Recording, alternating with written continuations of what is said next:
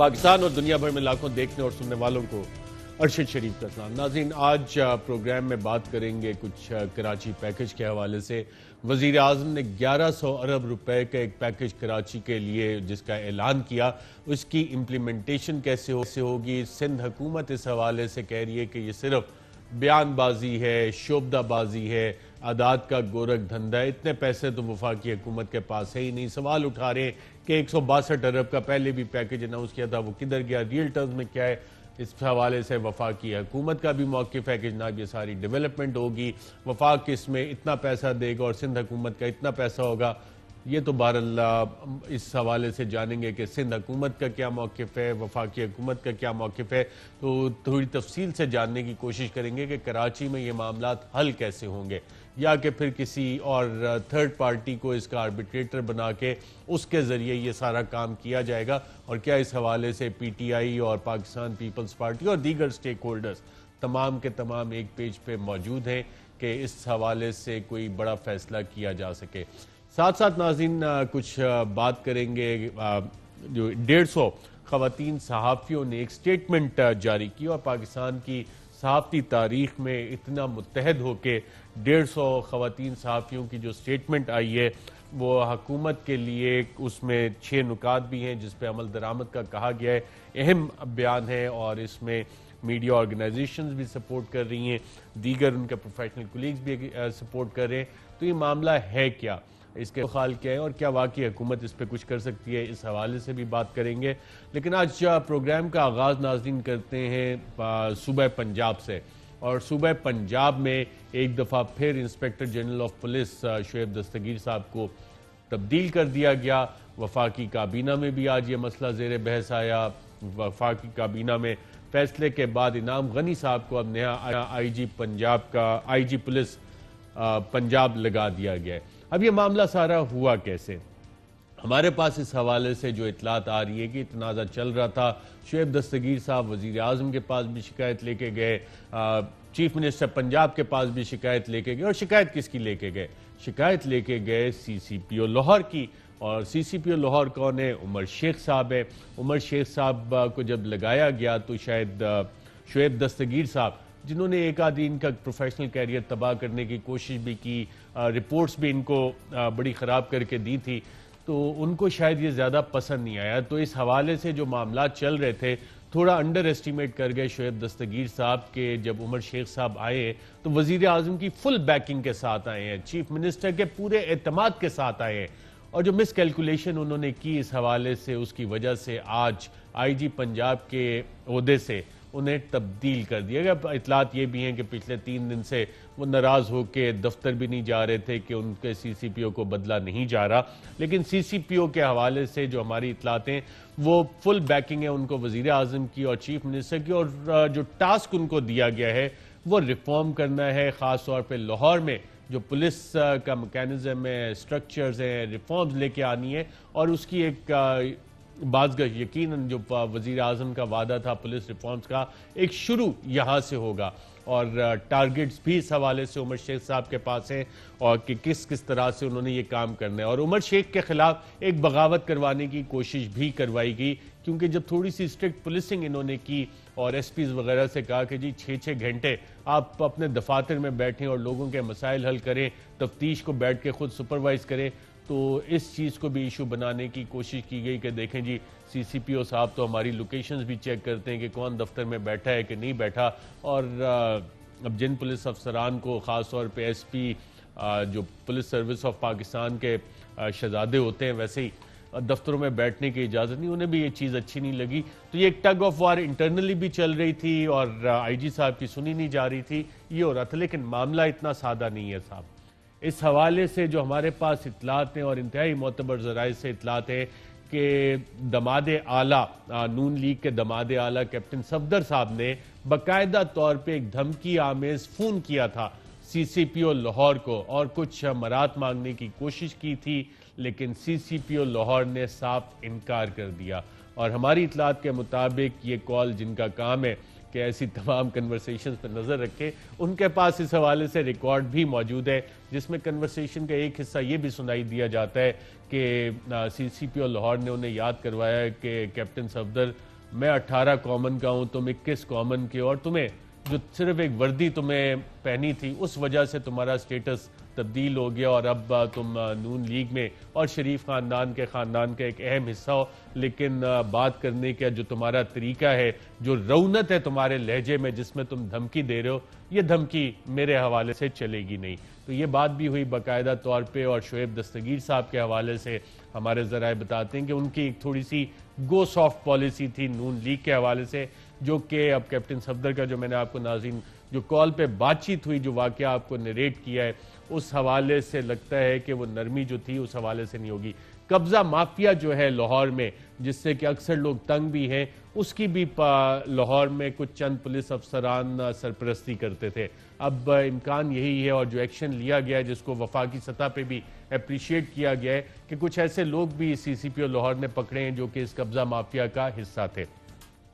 उमर शेख साहब ने जो एक अहकामात दिए CCPO आते साथ ही, और जो पहली मीटिंग की उसमें भी काफ़ी मसाइल सामने आए, लेकिन उन्होंने जो बात की कि पुलिस ऑर्डर में जो CCPO का रोल है, और जो हमारी इतलात हैं कि मॉडल टाउन का वाकया जब हुआ था तो उस वक्त IG सुखेरा साहब से पूछा गया कि जनाब ये, उन्होंने कहा जी मेरा तो इससे ताल्लुक ही कोई नहीं है, पुलिस ऑर्डर पढ़ ले, ये तो CCPO की जुरिस्डिक्शन है। और यही बात उन्होंने उमर शेख साहब ने अपने मातहत अफसरान को बताई भी कि जनाब जो अहकामात मैं आपको दूंगा उस पर अमल करने, कोई सिफारिश वगैरह नहीं चलेगी, कानून के मुताबिक चीज़ें यहाँ पे चलेंगी। तो जिन अफसरान की कुछ कोशिश होती है, जो कोशिश उन्होंने की कि जी IG साहब के कानों से गुजारी जाए कि जी वो तो हमें कह रहे हैं कि IG की बात नहीं सुनी, इस तरह से इस बात को पोर्ट्रे करके डिफरेंसेस क्रिएट करने की कोशिश की गई। और शायद IG साहब जो कि खुद एक प्रोफेशनल पुलिस अफसर है, सिर्फ 2 साल सीनियर है उमर शेख साहब से, कहीं कानों के कच्चे तो साबित नहीं हुए और यहाँ से उन्हें जाना पड़ा। और अब आखिरी 6-7 महीने में शायद जो बेदियाँ रोड पे 8 कनाल का उनका जो घर बन रहा है माशाल्लाह से, शायद उसको 6-7-8 महीने में बैठ के देखेंगे कि उसकी तज़ीन व आराइश अच्छी तरह से हो जाए, अच्छी तरह से वो काम मुकम्मल हो जाए। जो अहकामात दिए थे, एक अच्छा कदम कि SP हजरात, सीनियर पुलिस अफसरान दफ्तरों में बैठें, 6 घंटे कम से कम दफ्तर में अपना टाइम सर्व करे। क्या कहा था उमर शेख साहब ने, और ये मीडिया में जब सवाल हुआ तो उन्होंने बाकायदा बताया भी कि ये मैंने हिदायत दी थी। आइए देखते हैं। इसलिए मैंने कल कहा था कि लोगों ने इतराज किया कि आप GPS लोकेशन लेते हैं SPS की। मैंने कहा बिल्कुल लेता हूँ, ताकि वो 6 घंटे बैठे, तो दफ्तरों में बैठेंगे तो लोगों को सुनेंगे, वो लोगों को सुनेंगे तो अपनी इन्वेस्टिगेशन को वेरीफाई करेंगे। और नाज़रीन आपने सुना, लेकिन इससे पहले मैं आपको एक ब्रेकिंग खबर इस हवाले से दे दूं कि SCCP के additional director, joint director Sajid Gondal साहब, उनको अगवाकारों ने छोड़ दिया और कुछ ही देर में शायद वो अपने घर पहुंच जाएंगे। अगवाकार कौन थे, क्या मामला था, इस हवाले से यकीनन तहकीकात जो वजीर आजम ने आज काबीना में भी इस इशू को टेकअप किया, साजिद गोंदल के अगवा के हवाले से एक कमेटी बनाई थी जिसमें कि मुशीर बैरिस्टर शहजाद अकबर साहब, बैरिस्टर फरोग नसीम और minister for human rights doctor Shireen Mazari को नामजद किया गया था।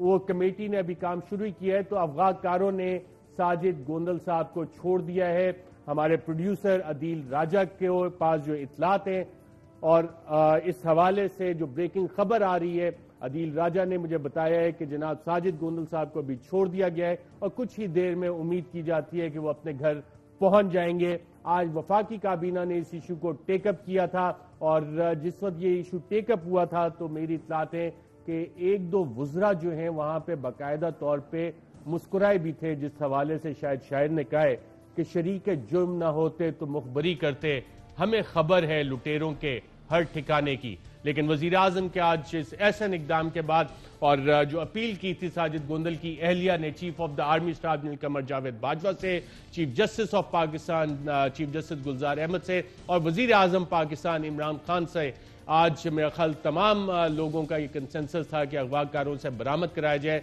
और अगवाकारों ने साजिद गोंदल को छोड़ दिया है। तो नाज़रीन इस हवाले से मजीद भी बात करेंगे और चंद सवालात भी इस हवाले से उठते हैं जिसमें कि IG police Islamabad, deputy commissioner का रोल, कमिश्नर का रोल, सेफ सिटी प्रोजेक्ट का क्या रोल है और इस्लामाबाद में जो भी अगवा होता है सेफ सिटी प्रोजेक्ट के कैमरे क्यों बंद हो जाते हैं, वो फुटेज क्यों नहीं मिलता। तो क्या इन अफसरान के खिलाफ भी कोई कार्रवाई होगी कि हर अगवा के मौके पे ये फुटेज गायब हो जाता है। इस पर मैं थोड़ी तफसील से आता हूं थोड़ी देर बाद। जरा हम बात कर ले पंजाब पुलिस की। तो एक और बात की थी उमर शेख साहब ने जब मीडिया ने उनसे सवाल कि वो एक प्रोफेशनल पुलिस ऑफिसर हैं। क्या कहा उमर शेख ने, आइए देखते हैं। मैं प्रोफेशनल पुलिस ऑफिसर हूँ, जिसकी वजह से मैं समझता हूँ कि मुझे यहाँ पर लगाया गया है कि मैं प्रोफेशनली लाहौर को बेहतर करूँ। क्यों? लाहौर पंजाब है और पंजाब पाकिस्तान है, तो लाहौर अगर ठीक हुआ, और इंशाल्लाह ज़रूर होगा, तो आप देखेंगे उसका तासर पंजाब में फैलेगा, और उसका तासर और उसके जो एक इम्प्रेशन है, इंशाल्लाह फेडरल गवर्नमेंट तक उसके असरात जाए। जी नाज़रीन, और यही टास्क उमर शेख को दिया गया। लेकिन अब बात करते हैं, ज़रा अगली स्टोरी की तरफ चलते हैं। सिंध हुकूमत के तर्जुमान मुर्तज़ा वहाब साहब हमारे साथ मौजूद हैं। बहुत शुक्रिया मुर्तज़ा वहाब साहब प्रोग्राम में शिरकत करने का।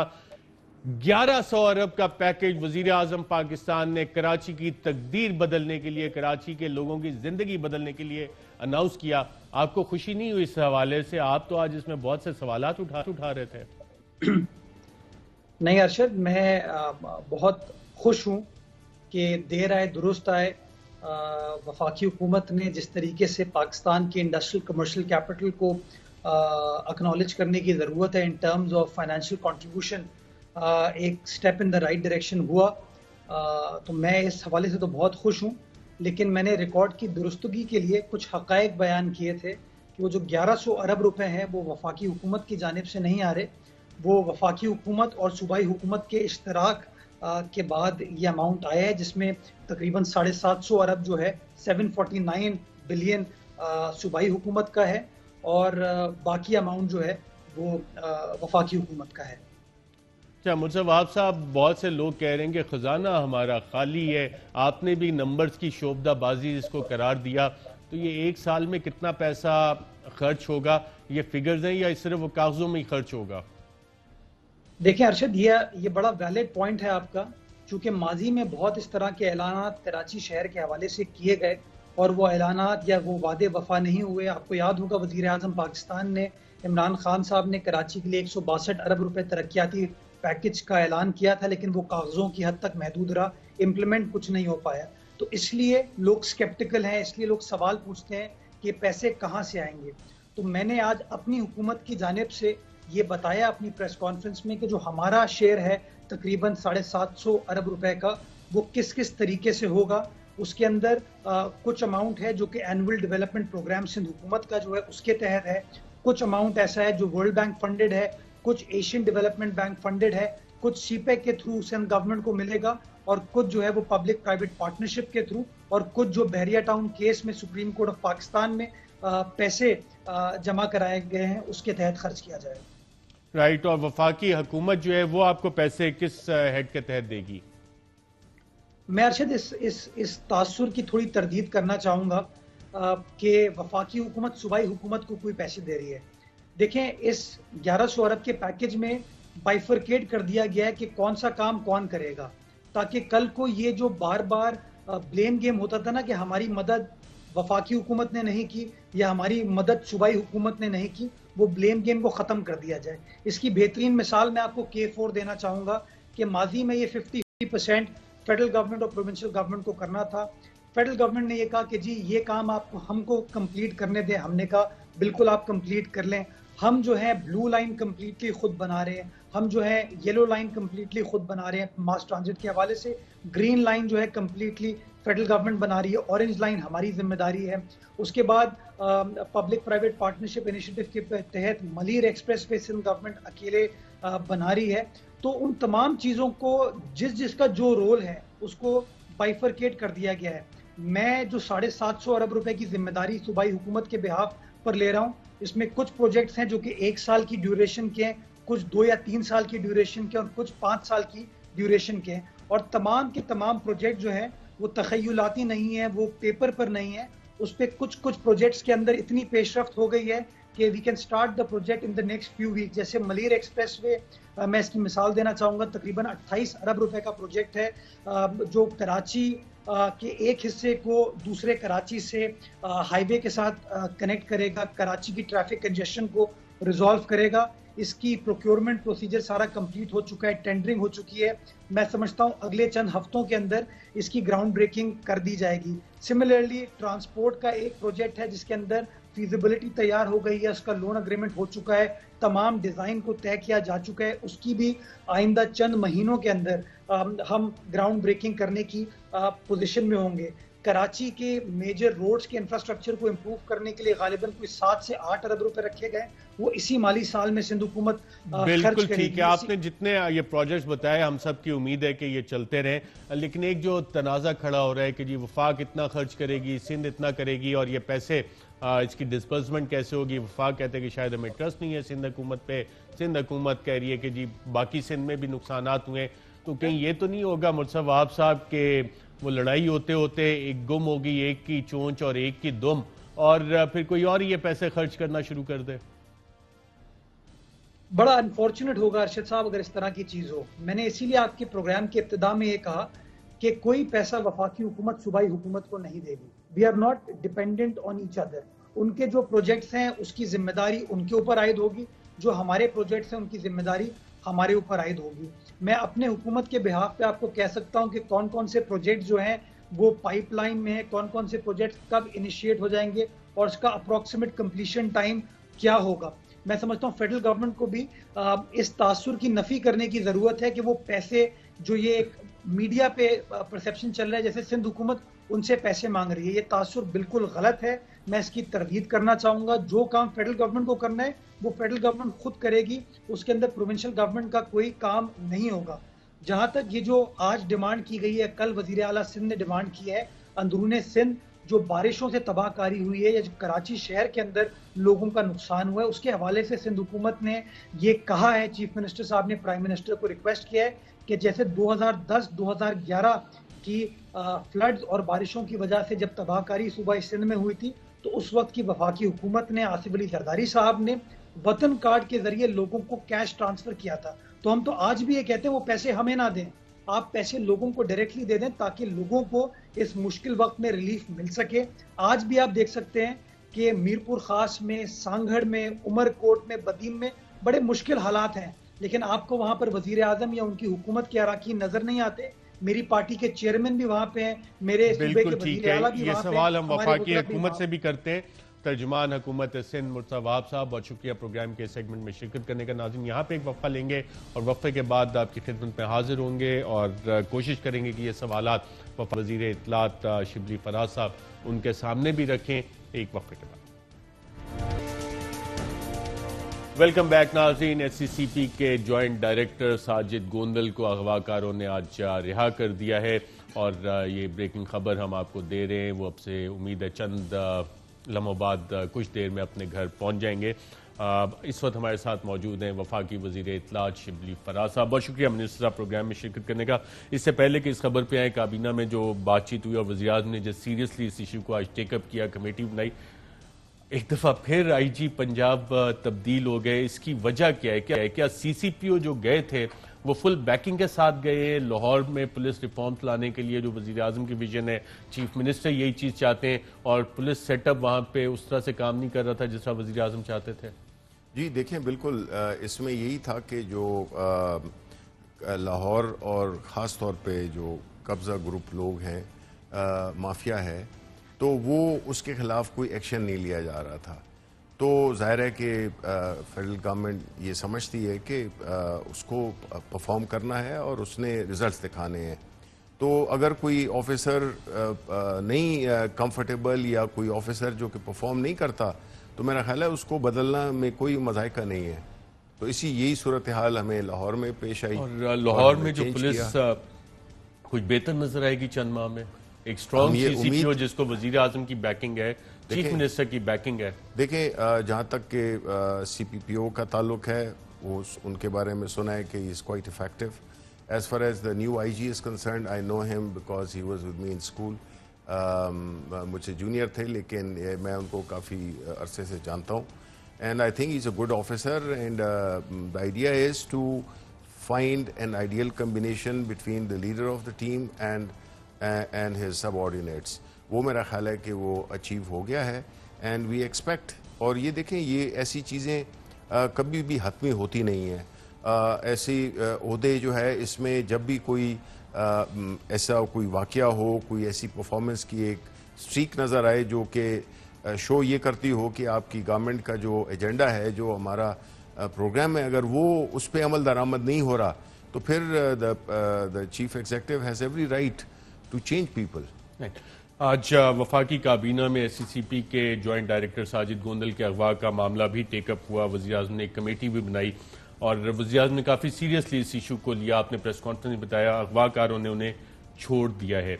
अब ये वाक़या जो इस्लामाबाद के हवाले से अगर आप देखें तो एक तारीख हमें नज़र आती है कि जब भी कोई शख्स अगवा होता है, कोई अहम शख्सियत अगवा होती है इस्लामाबाद से, तो जो सेफ सिटी प्रोजेक्ट के कैमरे हैं उसमें सरप्राइजिंगली फुटेज नहीं आती। इसकी क्या वजह है?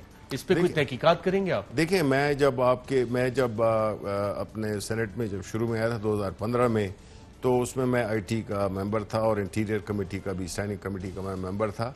तो मेरी ख्वाहिश थी कि जो सेफ सिटी का जो प्रोजेक्ट है उसको ज़्यादा इफेक्टिव बनाया जाए, उसमें देखा जाए। बिकॉज एक तो ये वजह भी थी कि 2016 में मेरे घर में चोरी हुई थी और उसका भी कुछ नहीं मिला होगा सेफ सिटी प्रोजेक्ट से? नहीं, उसका नहीं मिला, कुछ मैं नहीं मिला। यकीन से कह सकता हूँ और इसकी वजह आप भी समझते हैं, मैं भी समझता हूँ। पता नहीं क्या, नहीं मतलब है कि मुझे तो एक शेर में बयान करूं अगर आप इजाजत दें? नहीं, आप शेर तो सुना सकते हैं। मैं वैसे ही आपकी मर्जी, आप अप्रिशिएट करें या ना करें। नहीं, मैं क्या, अच्छा शेर हो तो। शरीक के जुर्म ना होते तो मुखबरी करते, हमें खबर है लुटेरों के हर ठिकाने की। शरीक के जुर्म ना होते तो मुखबरी करते, वगरना हमको खबर है, समथिंग लाइक हमें खबर है लुटेरों के हर ठिकाने। हाँ, वरना हाँ, शरीक के जुर्म ना होते। बिल्कुल, ये मामला तो नहीं था उसमें। नहीं, शरीक के जुर्म आप कह रहे हैं कि मैं था? नहीं, मैं मतलब है कहने, देखें बात ये है, मैं तो शेर सुना रहा हूँ। देखें बात ये है कि इस किस्म के, लेकिन आई मस्ट एडमिट कि फिर जो आखिरी चोरी हुई थी, नहीं, मेरे घर में आखिरी बड़ी मेजर चोरी हुई थी और उसमें जो है तो वो चोर भी पकड़ा गया और रिकवरी भी हो गई। तो मैं ये कहता हूँ कि देखें, प्लसेस माइनसेस होते हैं, ये चीज़ें होनी नहीं चाहिए। जिस तरह आज प्राइम मिनिस्टर साहब ने अपनी कैबिनेट की मीटिंग में, ये हमने इसमें एजेंडे में था, शामिल था, क्योंकि जब फेडरल हुकूमत में कोई इस किस्म का वाक़या होता है तो ज़ाहिर है कि वो ज़रा थोड़ा सा अनोखा, क्योंकि ये शहर छोटा भी है, ये शहर ऑर्गेनाइज भी है, ये और जैसे कराची की तरह नहीं है। तो इसमें किसी चीज़ का, जैसे कि एक साफ टेबल पे कोई चीज़ का गुम जाना एक ज़्यादा शॉकिंग है बनिस्बत एक ऐसा किसी गोदाम में। तो इस पे यही कि जो भी कोशिशें होंगी, हमारी यही IG पुलिस को भी बुलाया हुआ था, सेक्रेटरी इंटीरियर को भी, और उनको ये कहा गया था कि टू इंश्योर कि ये जितने जल्द बाजियाब हो सकते हैं तो इनको बाजियाब किया जाए। तो मुझे बड़ी खुशी है, बहुत अच्छी बात है। और वज़ीर आज़म के इस बतौर चीफ एग्जीक्यूटिव एक्शन से और बुला के जितनी सख्त उन्होंने हिदायत दी थी, और खास तौर पे honourable chief justice Islamabad high court Athar Minallah साहब, जिन्होंने कहा था कि काबीना के सामने ये मामला रखा जाए, उनको भी क्रेडिट जाता है कि हमेशा ह्यूमन राइट्स के हवाले से एक बहुत स्ट्रॉन्ग वॉइस है और लोगों का जुडिशरी पे एतमाद भी उस हवाले से। वज़ीर आज़म ने बहुत अच्छे इकदाम दिए, बहुत सख्त अहकाम दिए और रिकवरी भी होगी है साजिद गोंदल की। क्या ये अच्छा ना हो कि लोग उठाए ही ना जाएं इस्लामाबाद से? और अगर ऐसा हो तो IG Islamabad, commissioner Islamabad, DC और रेलिवेंट पुलिस वाले सारे के सारे मुअत्तल हों और उनके खिलाफ कार्रवाई हो अगर इस तरह के वाक़यात हों। देखिए, पहली बात तो ये है कि मैं इसको सिर्फ इस्लामाबाद तक नहीं रखूँगा। मैं तो पाकिस्तान के एक तूल अर्ज़ में जितनी भी जो हमारे जोग्राफियाई हदूद हैं उसमें जो है तो किसी भी जुर्म का होना नहीं होना चाहिए। होते हैं सोसाइटीज़ में, बड़ी कॉम्प्लेक्सिटीज़ होती हैं सोसाइटीज़ में। अगर चोर ना होते या और जो कि कानून को तोड़ने वाले ना होते तो फिर पुलिस की क्या ज़रूरत थी? तो ये तो होता है एक माशरे का ये एक नेगेटिव पहलू है जिसमें कि ऐसी चीज़ें होती हैं जो कि नहीं होनी चाहिए। लेकिन कोशिश तो यही होती है कि आप इसको इंश्योर करें कि आपके जितने भी इदारे हैं वो इतने प्रोफेशनली कैपेबल हों कि वो चीज़ों को कर सकें। मैं आपको बताऊं, मेरे घर में जो चोरी हुई थी वो बड़ी कॉम्प्लेक्स किस्म की चोरी थी और वो फाइनली पकड़ी गई। और वो एक छोटा सा कोई 12-13 साल का लड़का था, वो एक प्रोफेशनल चोर था। तो मकसद ये है कि ये जुर्म भी होते हैं, कुछ पकड़े भी जाते हैं, कुछ नहीं भी पकड़े जाते। तो ये तो एक मुसलसल जदोजहद है, ये एक मुसलसल एक सफर है जो और पाकिस्तान तहरीक इंसाफ की हुकूमत जिस तरह से आज वज़ीर आज़म ने सीरियसली लिया फंडामेंटल राइट्स के इशू को, उम्मीद है इसी तरह चलती रहेगी। कराची 1.1 ट्रिलियन 1100 अरब का बजट पैकेज अनाउंस किया वज़ीर आज़म ने। तर्जुमान हुकूमत सिंध मुर्तज़ा वहाब साहब से मेरी बात हुई थी, वो कह रहे बाकी सिंध में भी लोग इस वक्त मुश्किलात का शिकार हैं। एक तो उनके लिए आप कुछ इमदाद अनाउंस करें, और दूसरा ये कराची पैकेज जो है ये आदात का गोरख धंधा है, आदात और शुमार का। देखिए, पहली बात तो ये है कि जहाँ तक सिंध का ताल्लुक है, आज कैबिनेट में ये भी डिस्कशन हुई, और जब हम कराची में थे उस वक्त भी ये बात हुई थी कि हमारा सिर्फ कराची हमारा वो नहीं है, पूरा सिंध के अवाम, पाकिस्तान के अवाम हमारे प्राइम मिनिस्टर जो है तो उन सब के प्राइम मिनिस्टर हैं। और उसमें ये किया गया, तय किया गया कि जो सिंध में जो इलाके हैं उनमें जो बीचेस हुई हैं, जो फ्लडिंग हुई है, जो नुकसानात हुए हैं, जिसमें कितनी कॉटन की, इसी तरह और मेज़ की जो फसल है जो तबाह हुई है, तो उसके लिए NDMA की उसमें एक टीम बनाई है जो कि जाके और उन नुकसानात का अंदाज़ा लगाएगी, तखमीना करेगी, क्योंकि उसी के मुताबिक जब तक वो नहीं होगा तो हम कैसे एक फंड्स दे सकते हैं या उनकी हेल्प कर सकते हैं। तो ये इसी एक हफ्ते में हो जाएगा। जहाँ तक दूसरी सिंध के आपने जो अहदाफ का गोरख आदात का गोरख धंधा बताया, तो देखिए मैं पहली बात तो ये कहूँगा, कि मुर्तज़ा बात कर रहे थे, मुर्तज़ा वहाब बात कर रहे थे, मुझे समझ नहीं आती है कि एक पार्टी, एक हुकूमत जिसके इलाके में कोई आके काम करना चाहे और कर रहा हो, ऐसे प्रोजेक्ट जो कि साल से मुअत्तल पड़े हुए थे। आप अपने प्रोजेक्ट्स करें, हम अपने प्रोजेक्ट्स कर रहे हैं। नहीं, हम तो, लेकिन आपने जो 1100 अरब का कहा है वो 1100 अरब नहीं, वो नहीं, पहले 162 अरब भी नहीं मिले, अब भी वो कहते हैं कि पूरी एलोकेशन इस नहीं, देखिए प्रॉब्लम क्या है पाकिस्तान पीपल्स पार्टी की हुकूमत का। पाकिस्तान पीपल्स पार्टी की हुकूमत जो है, एक तो ये है कि उनको बहुत इनसिक्योर फील करते हैं वो पाकिस्तान तहरीक इंसाफ से, जिसकी वजह से वो ऐसे बौखला गए हैं जब हमने डिसाइड किया। और ये पहली दफ़ा है, देखिए पहले भी फेडरल हुकूमतें जिसमें कि दूसरे सूबों में हुकूमतें जब थीं, मुख्तलिफ हुकूमतें थीं, जिस तरह KP में हमारी हुकूमत थी, फेडरल में नून की हुकूमत थी, पंजाब में नून की थी। ये पहली दफ़ा है जब फेडरल हुकूमत ने एक इतने लेवल पे एक दूसरे सूबे में जहाँ पे कि उसकी हुकूमत नहीं है, वहाँ पे एक इतनी दिलचस्पी ली, वहाँ के लोगों के लिए एक ऐसे प्रोजेक्ट्स को शुरू कराए, एक प्रॉपर मैकेनिज्म के। इनको प्रॉब्लम क्या हो रहा है? प्रॉब्लम ये हो रहा है कि ये चाहते थे कि ये सारे प्रोजेक्ट्स ये करें और ये फंडिंग इनको मिले, और ये जो है ना जिस तरह भी उसका इस्तेमाल करें, वो आपको अच्छी तरह पता है कि जो रिकॉर्ड है वो कुछ इतना अच्छा नहीं है।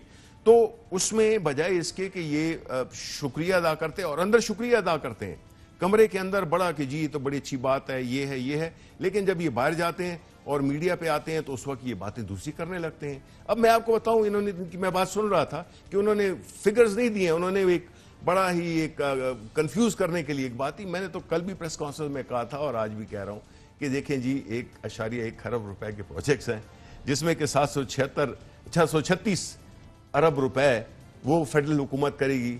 उसमें वो शामिल हैं 1.25 जो कि सुप्रीम कोर्ट से हम इजाज़त लेंगे कि वो हमें इस्तेमाल करने दें, वो जो बहरिया केस का वो था। उसके अलावा जो ये मतलब बाकी रह गए 611 अरब रुपए। अब ये जो है तो हम उनके उसमें प्रोजेक्ट्स में हम लगाएंगे, और प्रोजेक्ट्स का ब्रेक डाउन दिया हुआ है, हमने दिया हुआ है कि ग्रेटर कराची वाटर यानी K4 के लिए 46 अरब हैं, कराची सर्कुलर रेलवे के लिए 300 अरब हैं, रेलवे फ्रेट कॉरिडोर के 131 हैं, ग्रीन लाइन के लिए 5, और रिहेबिलिटेशन ऑफ रिवर नाला स्टॉर्म वाटर ड्रेन जो कि जिन लोगों को वहां से बेदखल किया जाएगा उनके लिए 254 अरब रुपए हैं। और इसके अलावा ये जो रेलवे का जो प्रोजेक्ट है वो इसलिए हमने करना है क्योंकि रेलवे फेडरल सब्जेक्ट है, ठीक है। तो हम तो ये ब्रेक डाउन दे रहे हैं, ये नहीं है कि जी इतने पैसे वो कर रहे हैं, और ये बिल्कुल उलट कर रहे हैं, ये कह रहे हैं कि जी ADB का या चाइना CPEC के प्रोजेक्ट के ये वो है। भाई ये प्रोजेक्ट्स, ये फंडिंग जो है तो कौन पे करेगा? ये गवर्नमेंट ही पे करेगी ना तो ये जो कि इनके हिसाब में है जो 375 अरब के करीब हैं जो ये करेंगे। देखिए ये PSDP से करेंगे, जिससे भी करेंगे। बात ये है कि ये जो फंडिंग होगी, चाहे वो कर्ज हो, जो भी हो, वो तो फेडरल हुकूमत दे रही है। हमारे पास तो इतने पैसे नहीं है कि हम इतने इकट्ठे। इसीलिए नून लीग, ना सिर्फ पाकिस्तान पीपल्स पार्टी, नून लीग भी कह रही है कि आप सिर्फ कराची के लोगों को लॉलीपॉप दे रहे हैं। और एहसन इकबाल साहब ने इस हवाले से क्या कहा, नाज़रीन आइए एहसन इकबाल साहब जो इतने बड़े 1100 अरब के पैकेज को लॉलीपॉप दे रहे हैं, किन अल्फाज में कराची पैकेज को डिस्क्राइब करते हैं, देखते हैं। 1100 अरब का एक मफरूजों पे मबनी पैकेज का ऐलान करके उन्होंने कराची के अवाम को एक लॉलीपॉप देने की कोशिश की है। जो मंसूबे कराची पैकेज में शामिल किए गए हैं, ये मंसूबे पहले से पीएसडीपी के अंदर शामिल हैं। इन मंसूबों की पहले से पीएसडीपी प्रोग्राम में शामिल नहीं है। देखें, ये तो सारे प्रोजेक्ट्स ऐसे भी थे जो कि कई साल से नहीं हुए। अगर ये डिले हुआ है K4 का प्रोजेक्ट, इसकी जिम्मेदारी किस पे आती है? ये जो इसमें प्राइस एस्केलेशन हुई किसकी जिम्मे आती है? आप हमें ये क्रेडिट तो दें कि जो प्रोजेक्ट्स उसमें इल्तवा में पड़े हुए थे, हमने उनको उठाया, उनको मुकम्मल करने की हम तरफ जा रहे हैं। और एहसन इकबाल साहब, मेरा ख्याल है कि ये थोड़ा सा मुझे इनकी बातों की समझ नहीं आती है। ये बिल्कुल बौखलाए हुए हैं, ये बिल्कुल ऊट पटांग बातें कर रहे हैं। हमने तो आपको पूरा ब्रेक डाउन दिया है। मुझे ये बताएं ना कि ये जो ब्रेक डाउन दिया है आपको, इसमें गलत क्या है, इसमें झूठ क्या है, इसमें ये बिल्कुल और ये कराची के अवाम के लोगों की बेहतरी के लिए हम चाहते हैं कि कराची, और बजाय इसके कि ये पीपल्स पार्टी वाले एहसन इकबाल को तो छोड़ें, वो तो मतलब है कि उनके लिए जो मुल्क के लिए अच्छी खबर होती है वो उनके लिए बुरी खबर है, क्योंकि वो समझते हैं कि उनकी सियासत रोज बरोज वो पीछे से पीछे जा रही है। सियासत नहीं, अब सिर्फ काम होगा, कराची के काम होगा। और हम जो है तो फैक्ट्स एंड फिगर्स के साथ, और हमने वो इससे सबसे अहम क्या है, ये पैसों के अलावा मैकेनिज्म क्या है, असल चीज वो है कि ये प्रोजेक्ट्स के लिए हमने जो देर लगी, ये भी पीपल्स पार्टी की वजह से, क्योंकि हम चाहते थे कि इसका एक ऐसा कंट्रोल हो जो कि इन प्रोजेक्ट्स को इंप्लीमेंट भी करा सके। ये नहीं हो कि जी प्लान इन प्लेस है। वो बिल्कुल वफाकी वज़ीर इत्तलात शिबली फराज, बहुत शुक्रिया प्रोग्राम के सेगमेंट में शिरकत करने का। नाज़रीन, यहाँ पे एक वफ़ा लेंगे और वक्फे के बाद 150 पाकिस्तानी फीमेल जर्नलिस्ट, उन्होंने एक प्ली रखी है, डिमांड रखी है हुकूमत के सामने, जो सोशल मीडिया पे हरासमेंट होती है ख़वातीन सहाफ़ियों की, उस हवाले से क्या चार्टर ऑफ डिमांड है, इस पर बात करते हैं मारिया मेमन से एक वक्फे के बाद। वेलकम बैक नाज़रीन। पाकिस्तान में जो ख़ास तौर पर ख़वातीन सहाफ़ी हैं, उनको हरासा करने का एक सिलसिला सोशल मीडिया पे जारी हो। इससे पहले सोशल मीडिया के हवाले से, उसके मुख्तलिफ प्लेटफॉर्म्स के हवाले से हम आपको आगाह करते रहे कि किस तरह एक ब्लैकमेलर्स के चंद ग्रुप्स हैं जो कि यूट्यूब पे ऑपरेट करते हैं और इन यूनिजन ब्लैकमेलिंग का काम करते हैं। टिकटॉक पे भी हमें ये चीज़ें देखने में आई, व्हाट्सएप पे भी इस तरह की चीज़ें चली, और ये वो सारी एप्लीकेशन हैं जो बाहर की बनी हुई हैं, और इस हवाले से तफसील से हमने बात भी की। और जितनी भी एप्लीकेशंस हैं, अब इनका इस्तेमाल, एक तो पॉजिटिव इस्तेमाल है लेकिन एक नेगेटिव इस्तेमाल भी है। और ख़वातीन सहाफ़ियों के साथ क्या होता है, इस हवाले से 150 ख़वातीन सहाफ़ियों ने बाकायदा तौर पे हुकूमत को कहा है कि वो तमाम मुत्तहद हैं डिजिटल अब्यूज़ के ख़िलाफ़, जो कि डिजिटल मीडिया पे उनको हरासा किया जाता है, और क्या इसमें मुतालबात हुकूमत से हैं, उस हवाले से बात करेंगे। मारिया मेमन एंकर पर्सन है, सहाफ़ी है, बहुत शुक्रिया प्रोग्राम में शिरकत करने का। बहुत शुक्रिया सपोर्ट करने का अर्शद साहब। जैसे ही मैंने आपसे रब्ता किया, आपको ये बिल दिखाया, तो वो जो सॉलिडेरिटी की लिस्ट में आदमी है उनमें आप भी थे, आपने कहा कहाँ साइन करना है। मिनिस्टर फॉर इंफॉर्मेशन अभी आपको कुछ कह के गए थे, बिल्कुल जानने से पहले वो हमें एश्योरेंस देके गए हैं कि वो बिल्कुल एंटरटेन करेंगे हमारी स्टेटमेंट को, हमें बुलाया जाएगा, हमारे मुतालबात सुने जाएंगे, हमारी ग्रीवेंसेस को सुना जाएगा, और होपफुली हम इतना प्रेशर डाल सकें कि इनमें से एटलीस्ट कोई कोड ऑफ कंडक्ट बन के इम्प्लीमेंट हो जाए। हैं 6 मुतालबात, लेकिन चले उनमें से कुछ 2-3 भी माने जाए ना, हम समझेंगे जी हमने कुछ अचीव किया। 6 मुतालबात, लेकिन इससे पहले भी एक स्टेटमेंट आई थी, और क्या उसमें आपने साइन किए थे? नहीं, उस पे मैंने साइन इसलिए नहीं किए थे कि मुझे वो लग रहा था कि अभी वो इनकम्प्लीट स्टोरी है और उसका थोड़ा सा स्कोप वाइडन होना चाहिए।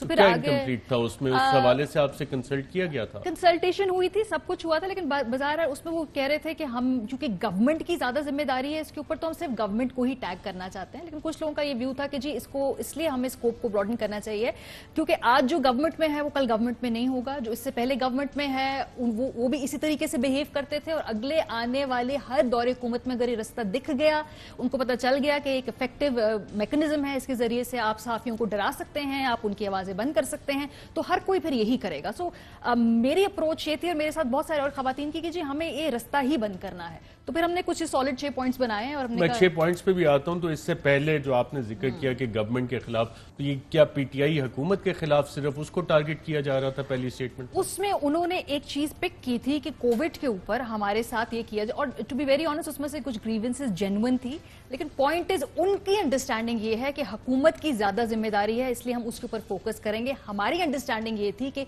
हुकूमत आज पीटीआई है, लेकिन आगे जब कोई और भी आएगा तो फिर वो यही करेगा ना। तो क्यों ना एक मर्तबा कॉन्क्रीट, जैसे मैं इसको बोल रही थी कि smash the pattern, there is a pattern जहां पे आपको टैग करके कहा जाता है कि आप फेक न्यूज फैला रहे हो और उसके बाद आपके ऊपर जो है जत्थे के जत्थे अनलीश कर दिए जाते हैं सोशल मीडिया के ऊपर। सो वो अब हर कोई कर रहा है, एवरीवन इज डूइंग इट, जिसके अंदर हमने लिखा है तमाम पार्टियां इन्वॉल्व, तमाम पार्टियां कर रही हैं। उसमें कुछ मजहबी भी होती हैं, फिर कुछ जो अपने आप को एफिलिएट करते हैं कुछ रियासती इदारों से वो भी होते हैं। It's a very inclusive document जिसमें हर किसी की स्टोरी, हर किसी का ट्रॉमा है, उसी को हमने बढ़ाया है और हम चाहते हैं जी कि इसको आगे बढ़ाएं एक तहरीक की सूरत में। इनमें से कुछ भी एक बात भी हमारी अगर इंप्लीमेंट हो जाए, होनी तो तमाम चाहिए हैं, बड़े ही जेन्युइन और बड़े ही सॉलिड मुतालबात हैं, लेकिन मुतालबात क्या है आपके? लेकिन सबसे पहली बात तो ये कि तमाम जो पार्टीज हैं, पॉलिटिकल पार्टीज, वो अपनी जो सोशल मीडिया टीम्स हैं ऑफिशियल, उनको डिक्लेयर करें। अभी कुछ ऑफिशियल टीम्स होती हैं, कुछ अनऑफिशियल टीम्स होती हैं, कुछ पार्टीज में 5-5 टीमें भी हैं जो कभी कभी एक दूसरे के साथ भी लड़ जाती हैं, वो भी नजर आ रहा होता है, राइट।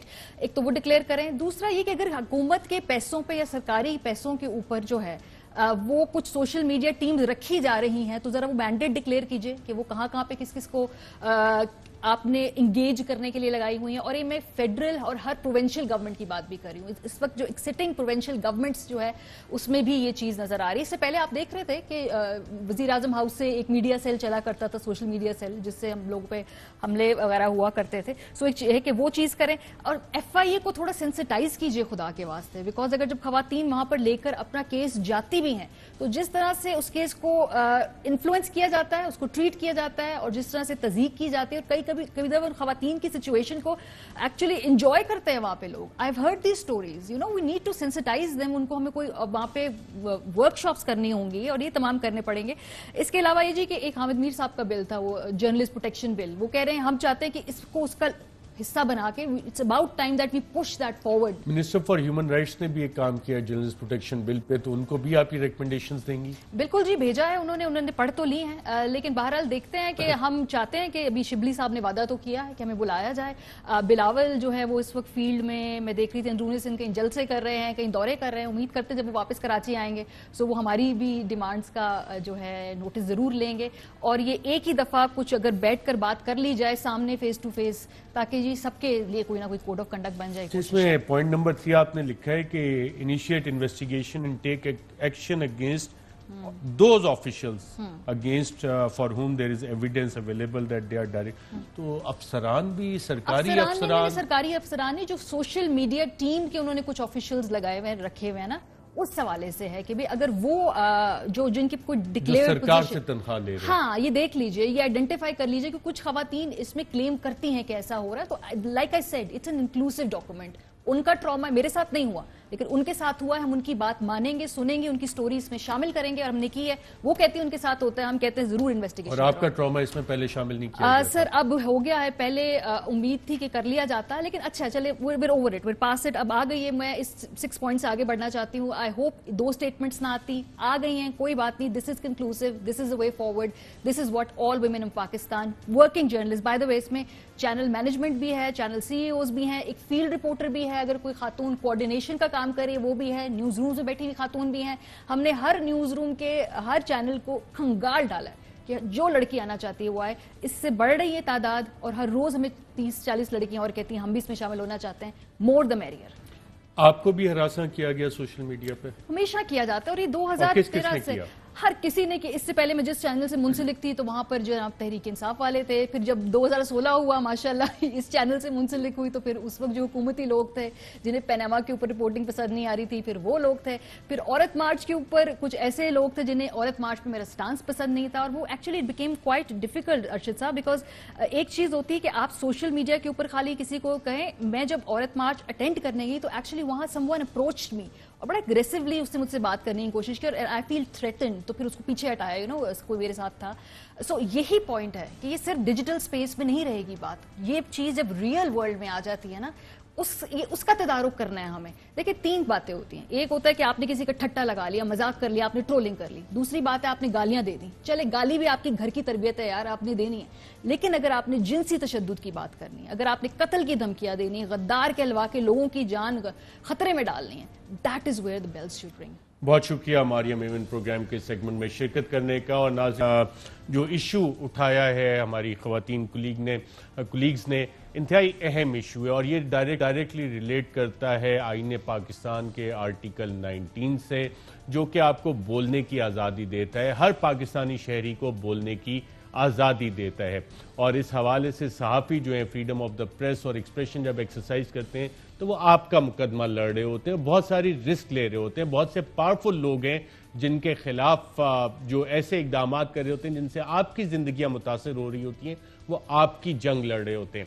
और जो भी जिस तरह मारिया ने बताया आपको कि अगर सियासी जमातें और रियासती इदारे इस तरह के सोशल मीडिया अकाउंट्स बना के सहाफ़ियों को, ख़ास तौर पे ख़वातीन सहाफ़ियों को डराएं, धमकाएं, धमकियां दें और कत्ल की धमकियां दें, रेप की धमकियां दें, तो ये cognizable offences Pakistan penal code में भी हैं और FIA की इस हवाले से सेंसिटाइजेशन भी चाहिए।